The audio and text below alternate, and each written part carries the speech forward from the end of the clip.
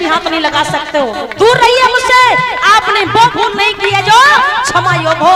बड़े बातें करते थे, बड़ी बड़ी बातें, हमें यादव है, यादव तुम्हारा क्या करें। अही कहते काले सर्प को, तो देवयानी बोली तुमसे अच्छा तो काला सर्प होता है जो कम से कम बाजा में तो आ जाता, तुम तो महाराज बाजा में भी ना आए।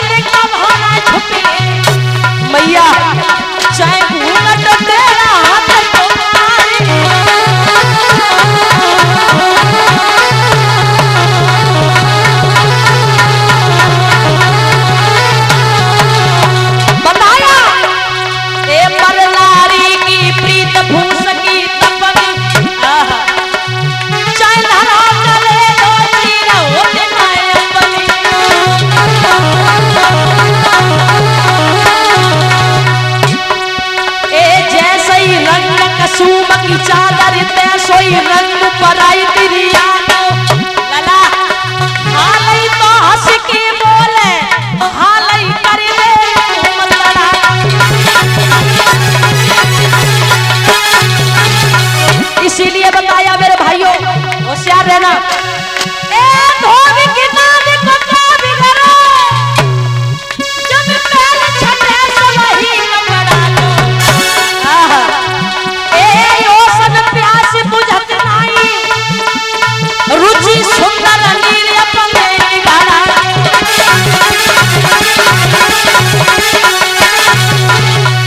इसलिए होशियार रहो, मायके में चलो संभाल के ससुर में काटी जाइयो।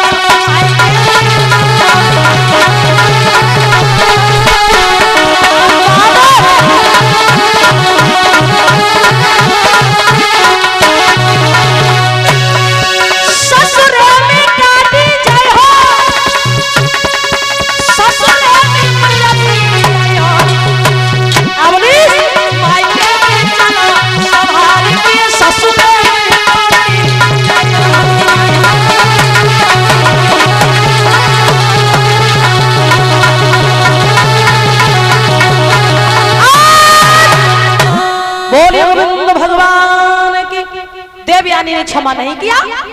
देवयानी कहने लगी महाराज मेरे सरी सरी हाथ मत लगाना, चोट खाई हुई नागिन धोखा खाई औरत से भगवान नहीं बचा सकता। महाराज याति को क्षमा नहीं किया। देवयानी पिता शुक्राचार्य के पास पहुंची और कहने लगी है पिताजी आपने मेरे पति से वचन दिया था कि उस लड़की से बात मत करना, लेकिन बात करने की छोड़ा, हमारे 2 बालक है मगर उसके 3 बालक है। शुक्राचार्य को क्रोध आया, शुक्राचार्य ने हाथ में जल लिया और श्राप दे दिया, हे मूर्ख राजा तू जवानी के मद में आकर कितना अंधा हो गया, इतना अंधा हो गया कि तू मेरे वचन को भूल गया। तूने वह दासी से रिश्ता जोड़ा, हम तुझे श्राप देते हैं जिस जवानी के मद में आकर के तू अंधा हुआ, हम श्राप देते हैं कि वो जवानी ही तुझे न रहे और यहीं पर तुझे बुढ़ापा आ जाए। बोलिए गोविंद भगवान की। महाराज याति को श्राप मिल गया, जवान से बूढ़े हो गए।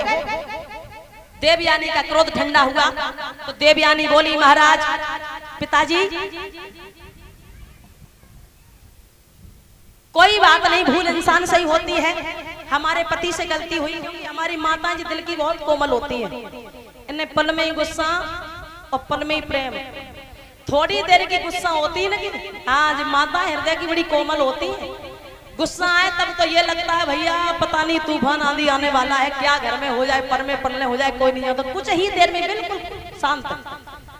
तो महाराज देवयानी को थोड़ी देर क्रोध आया और जैसे समय व्यतीत हुआ, क्रोध ठंडा हुआ, तो देवयानी कहती हैं पिताजी श्राप वापस कर लो, कोई बात नहीं, भूल इंसान से ही होती है, इंसान ही क्षमा करता है। तो महाराज शुक्राचार्य बोले अगर इन्हें अपनी जवानी कोई दे दे, बुढ़ापा कोई ले ले, फिर जवान हो जाएंगे।